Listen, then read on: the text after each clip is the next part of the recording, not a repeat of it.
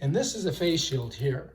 And these I think are really smart to wear. If you wear this face shield, it's going to protect the gate of the eye. And so I would highly recommend buying these. They're pretty cheap too, and you can throw them away. So if you leave these out in your car, they get all melty, so don't do that. Face shield, melty.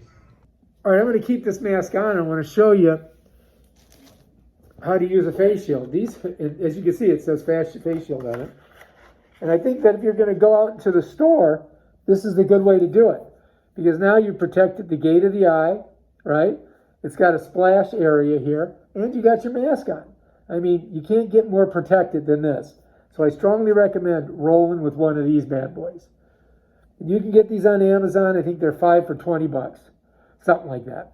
So like a couple, $4 each, and you can use them over and over again, wipe them down. If you leave them in the car, they'll buckle up on you and they'll melt because they're kind of cheap.